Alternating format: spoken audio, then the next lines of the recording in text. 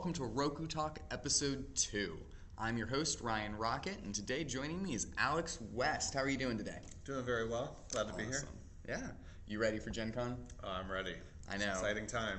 I know. Everyone's psyched, especially with all the news dropping. It's gonna be a good time.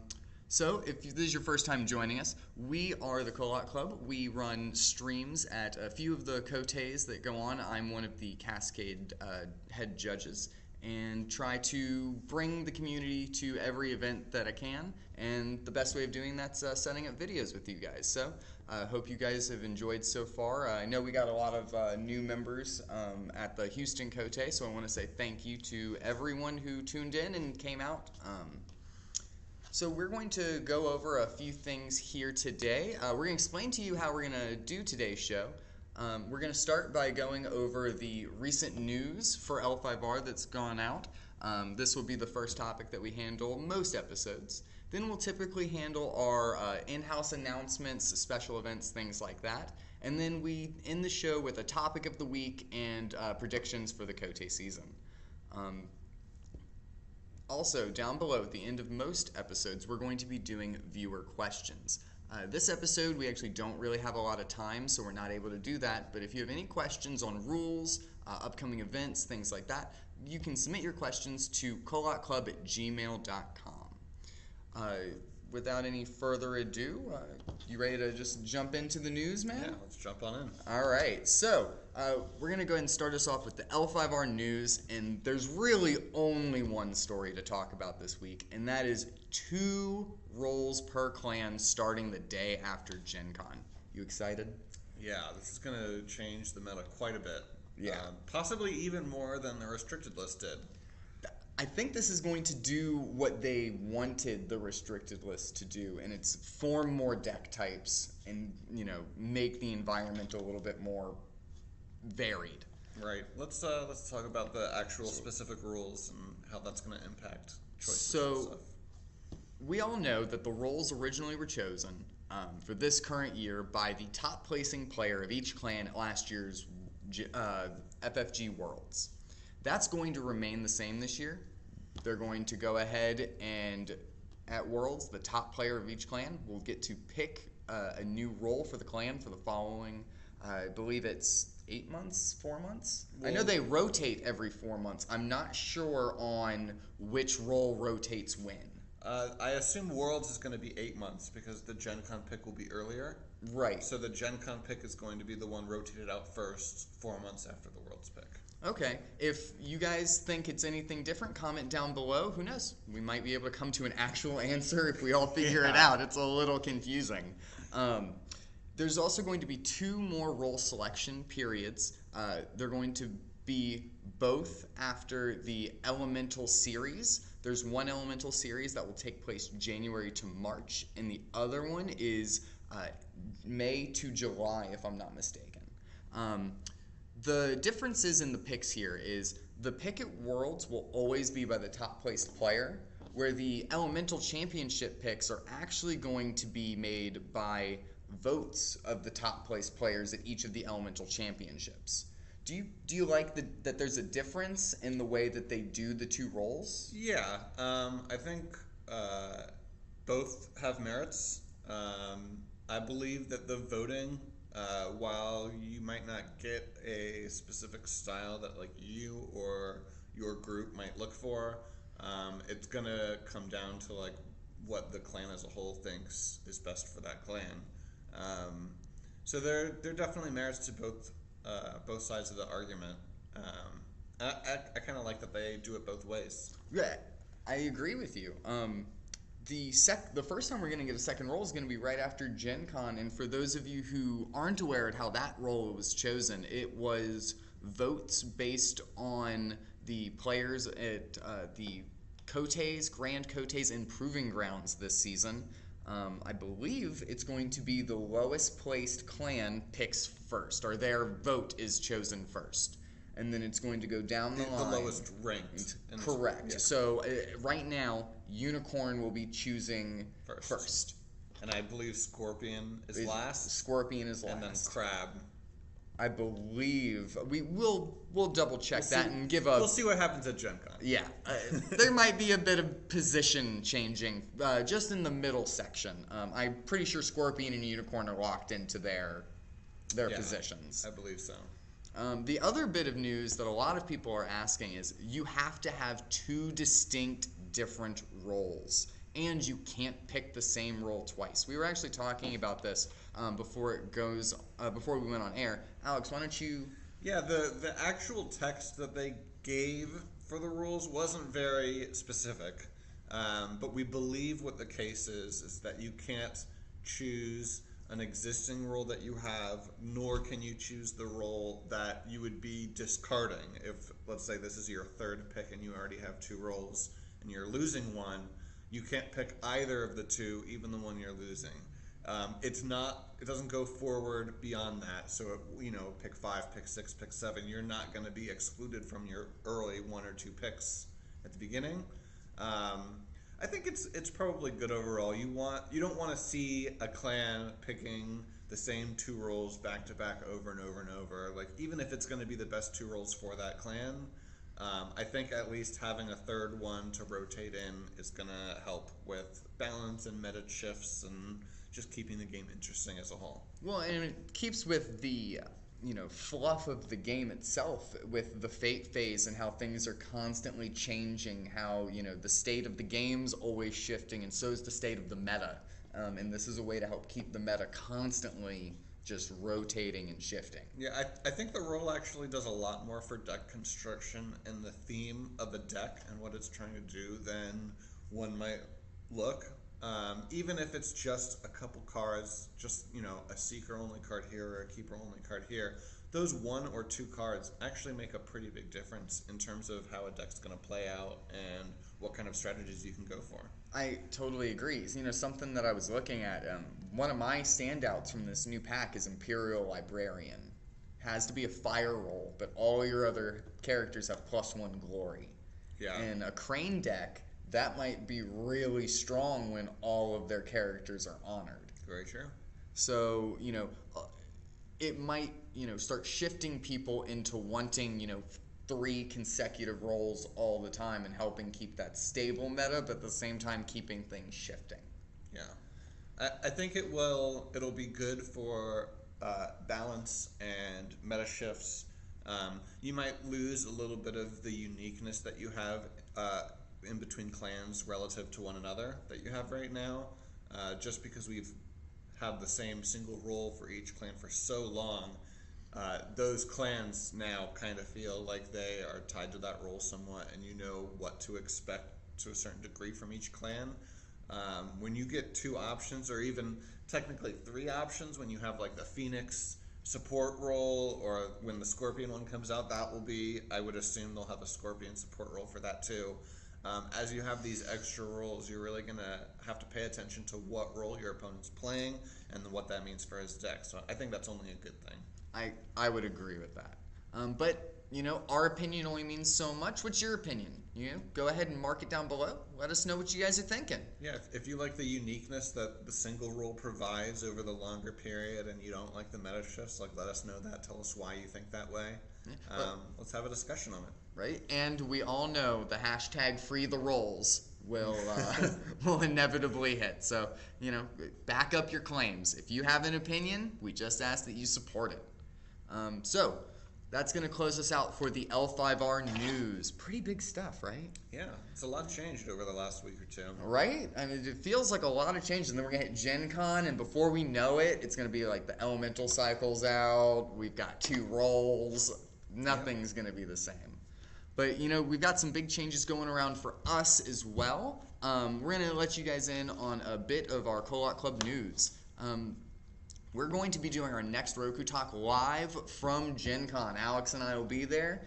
It'll be a lot of fun. We're hoping you guys come and hang out. If you guys are interested in maybe being on the show, give us a heads up. We're also going to be doing a drawing for a signed playmat on that video.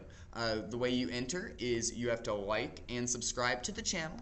You like the video, subscribe to the channel, and then make sure you leave a comment on the video. We'll select a random commenter, and that person will win a free signed playmat. We're going to give you guys about 3 days once the video goes up to make that decision. That'll be enough time for us to go pick up a playmat for you and make sure everything works out.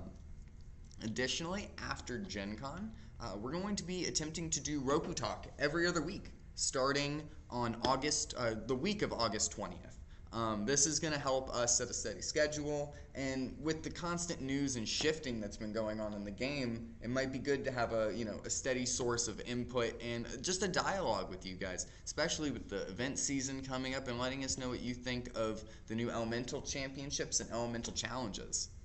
Yeah. Additionally, we're going to start posting 2 videos a week alongside Rokutalk starting the week after Labor Day.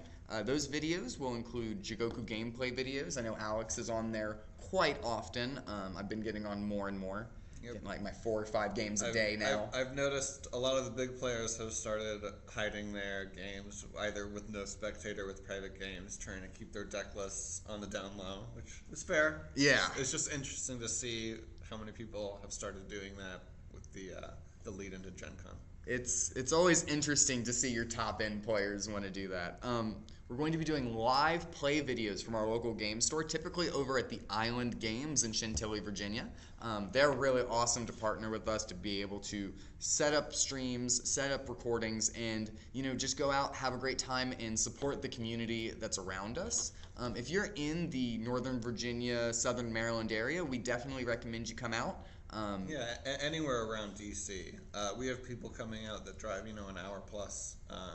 So the more people we can get together for big events, once or twice a month, the better. If we can, we're already probably, 8 to 10 people sometimes. So if we can get that number even bigger, the more the better. Absolutely. We definitely want to start doing more deck construction videos. I did a little one when the Lion Stronghold was released. It's one way to play the deck. I actually feel now, after seeing it in Houston, I would do a totally different deck video. And that's one of the really interesting things about being able to see things in play and us being able to have a conversation about the decks. If I do well at Gen Con, fingers crossed, I'll probably do a construction video on the deck that I bring and why I made the choices that I did. So hopefully I don't just lose out and then lose faith in doing that, but we'll see. Hopefully Alex and I don't O2 scrub our way out of Gen Con. Yeah. If I just lose 3 straight games, I might not make that video. I don't think they'd want it. We also want to do pack reviews as they come out. We know everyone's really excited for the Scorpion Clan pack. That'll probably be our first big pack review video. I know Alex is ready. Yeah. It's got some... I'm ready. I'm ready for it. I mean, I don't think it's going to really enhance the current Scorpion decks, but a separate style, I'm definitely looking forward to. It should be a lot of fun. I'm ready for that Lion card. I need a Kodo Cage. Let's set everyone's bids to 1. That seems real fun. Seems very good. Very good. And then we're also going to be doing Grand Kote reports. So typically after a Grand Kote, we'll probably get together for a 20, 30-minute video and just, break down the information that came, the clan breakdown, who was most honorable, the top couple of decks, just to give you guys a little bit more insight into the tournament sphere, so that way, you're plugged in, and when you go to events, you kind of know what you're expecting to look at. Yeah, I would probably expect that from regular Kotes too. If they're keeping with the same schedule that they did this past year, I mean, there's probably 5 or 6 between the 2 of them total across the year, so I'm sure we'll cover all the big major events that happen. All of the major ones. We'll probably only cover 1 during a weekend if there are multiple, but, we'll do our best to keep you guys up to date at all times. Yeah. And just so you guys know, we're going to be here for a few minutes because now it has started to pour where we are. So, you guys are in for a minute now. Flash flood warning for 3 or 4 days now straight. It's been heavy downpour. So, but we are going to go ahead and move into a segment that I think more people are going to be interested in. It's going to be our Gen Con predictions and our topic of the week. We're going to go ahead and start with our Gen Con predictions. Alex, would you like to start? Sure. All right. So my prediction has changed wildly every day, pretty much, as I have played a bunch of games online and stuff. But today, The prediction I'm making to win Gen Con, I think will actually surprise a lot of people. I'm picking a clan I believe has not won any Kotes or Grand Kotes yet. Oh boy. I believe the winner of Gen Con will be Crane. Really? And I'll tell you why. I believe that their new air roll only card, which is, I don't remember Soul the name. Beyond Reproach? Yes, Soul Beyond Reproach. It's a 1-cost event which double honors a character. That card on its own is not amazing, but when you couple it with a lot of the other Crane cards, it enables the Noble Sacrifice, the Voice of Honor, prevents a dishonoring out. So, I mean, if you're playing against a Scorpion and you're running, Kudaka and Soul Beyond Reproach, and, I think they have an air holding, or a holding which gives honor with an air If you're conflict. playing Crane. Yeah, as Crane. You're not going to get dishonored out by Scorpion when you're running all these extra honor cards, and you're enabling all these really strong, the big haymaker punches. So the clans that have typically given Crane a lot of struggle, which is like Crab and Dragon, I believe, Dragon especially, these tools that used to be somewhat difficult to hit are now much more common when you have an additional 3 events that honor people, especially from a dishonored state. Being able to just outright kill a guy with 4 or 5 or 6 attachments and multiple fate, that'll just win you the game. I think Crane now has the tools, even though they're still a little bit niche with a lot of their things, a lot of their abilities and events and stuff. I think they have the ability to kind of play the field a lot like Scorpion and Crab does, and just do well against everybody. And I think they have what it takes to win. After seeing few really high-end Crane players, I was kind of down on Crane myself for a while, and then I actually, in the Houston Cote, watched James Balthus play a few games, and I think that it's almost there, and these few cards could be the things to put it over the edge. So I think that's a good pick. Mine is a little bit more mainstream. They have won 2 events. I do think Dragon has a really strong chance. They do. With a Crab splash, I think that between Finger of Jade, Reprieve, it's oppressive in the amount of... It's a scary deck. Yeah.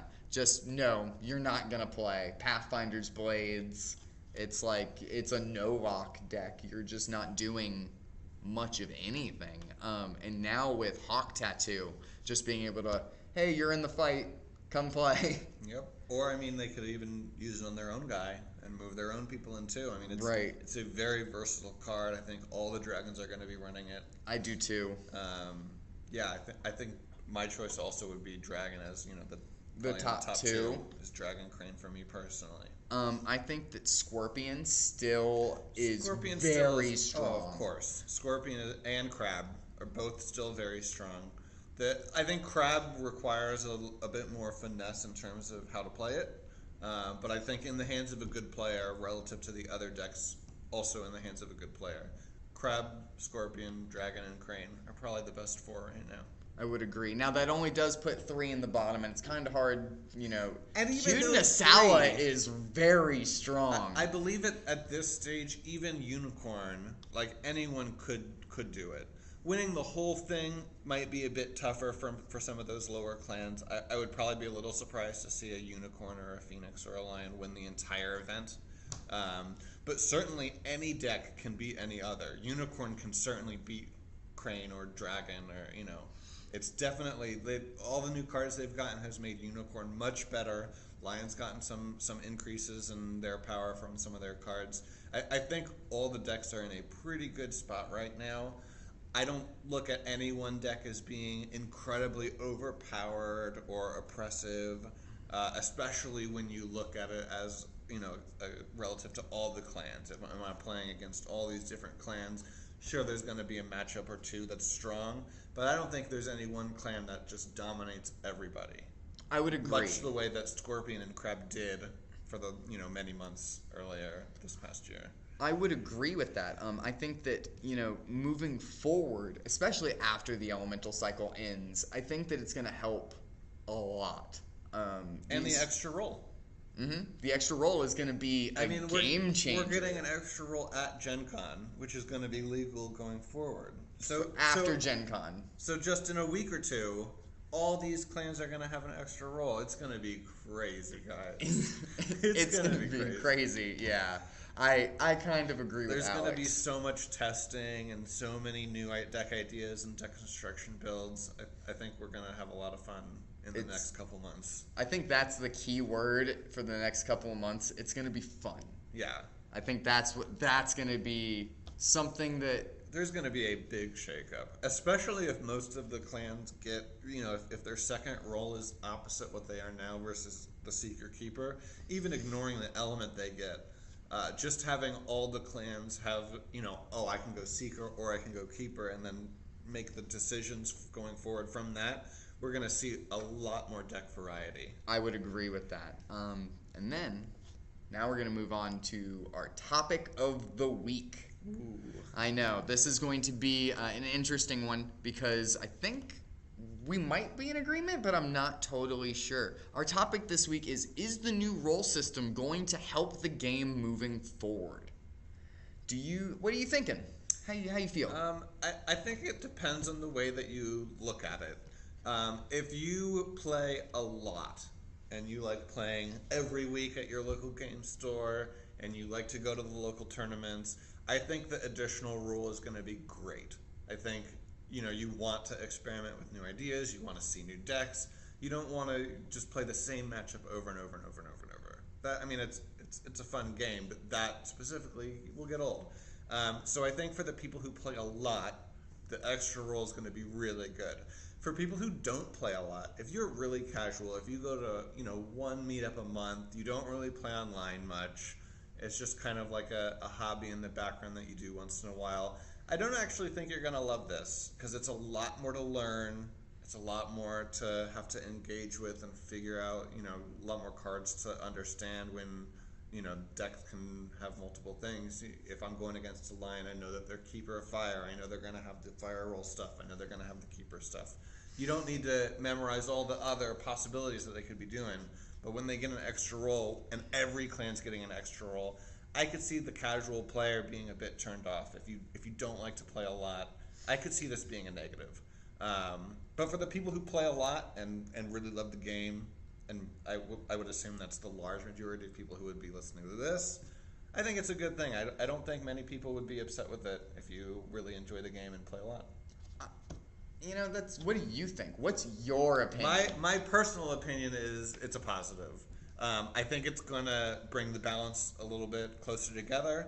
The clans might not have as much of a unique role as they used to, but the balance is going to be better between all the clans, which I think is good.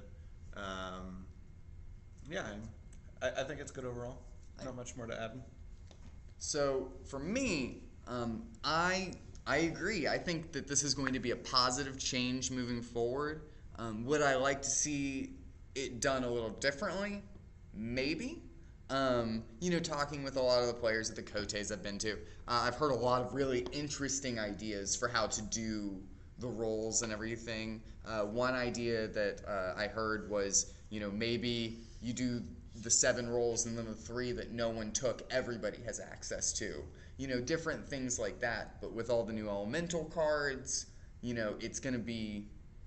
I think it's going to make the game very competitive at the even more so at the tournament level, and it's going to make it more competitive less as an individual effort, and I think you'll see it more as clan efforts to be able to jockey for position to get the roles they want in the tournament picking. I think more roles available also kind of increases the available skill gap. Kind of like how I was talking about earlier with casual players maybe not memorizing every card or knowing all the possible combinations. That has an impact on the game and how it's played. And if you can see a role and know exactly I know all the Void Roll only cards, I know all the Seeker only cards, I know exactly what this guy's going to be running. That gives you a big advantage. Out of 80 possible cards, you've already knocked out like 74 of what they're yeah. playing. Paying attention to the role and knowing what to expect impacts how you would play the game. And I think that's something that the people who play a lot will know, and the people who don't play a lot might not. And that's going to increase the skill variety. And skill is going to be a larger impact on the result of most games. So would you say now that you feel that it does not impact the game as much as maybe deck construction, or do you think skill is still the most important factor right now? Skill is a very big factor. I almost look at this game as, in terms of the skill being applied, not so much as making a great play to take advantage of your opponent, but more so preventing your own mistakes. I look at it as managing your own stuff, making sure you don't do something wrong, and knowing what your opponent can do so that you can plan for those things. The general idea is that you're just trying to manage your own thing, not so much counterplay what your opponent's doing. I think you need to know and expect what they're doing so that you don't make a play mistake. But I think skill plays a lot in that. It's just going to be even more so with more rolls and more possibilities for the construction of a deck. It's card knowledge and knowing what to expect. Yeah, it's going to be like we keep saying, it's going to be a really wonky Gen Con to Worlds. It's going to... Worlds is going to be very weird. Yeah. It'll be interesting. Because I think that's the first major event after Gen Con, isn't it? I believe so. And that's going to be where all the new hotness comes out. Yep, all the new roles. Yeah. I believe the Scorpion Clan pack might be available. Well, we'll have to see where that lands. They haven't put out an official release date for it. For that, but we do know Worlds will be the first through 4th of November this year. Yeah. So if you want to go to Worlds, definitely make sure that you guys start planning your trips now. It's a lot of fun. Again, we'll both be there, so definitely come out and see us at any event you find Alex or I at. We're fairly friendly. Fairly. Hopefully you catch us on a good day. That's the key. Catch us on a good day. But that's if we're at Worlds, it's a good day. It's a good day. So that's our topic of the week, and that's just our opinions, guys. We want to know what your opinion is. Let us know in the comments down below. Have a conversation about whether or not you think the way they did the rolls was the right way to do it, whether or not you think this new system goes far enough, or if you enjoyed the way it was before and that was one of the draws that brought you in. I was reading a Facebook post about that earlier today. This game takes all. We also want to just throw out a couple bits of reminders. If you have viewer questions, we would normally be viewing those at this time. Unfortunately, we're going to be cutting the episode a little shorter today than normal. We'll normally run about an hour, but we're doing a lighter episode in preparation for Gen Con. We're going to be really ramping up production of things after Gen Con. But if you have questions, if you have anything that you would like to, have answered strategy-wise, deck construction-wise, feel free to email us in at kolotclub@gmail.com. Or rules questions. If you can't find a ruling on a particular card or interaction between two cards or whatever, feel free to ask us. We got judges and a lot of smart people over here. We know some stuff. And if we don't, we know the people to go to find it. That's the thing, is it takes a community. Yeah. Speaking of taking a community, I want to take a minute. We've had, since the Houston Cote, a few people come up and talk to us about, helping out with the stream or anything else. And we just want to say thank you to everyone who, has given their support. And if you're interested in helping out with commentary during streams or anything else, you can give us an email at kolotclub@gmail.com. You just make sure you put commentary in the email title. Just let us know a little bit about yourself and L5R, and if you've ever done commentary before, and if you have, give us a link or two so we can take a look at it. But we have a lot of really awesome announcements and partnerships that we're moving forward with. Can't announce anything yet, but possibly the Gen Con video. We'll see how that goes.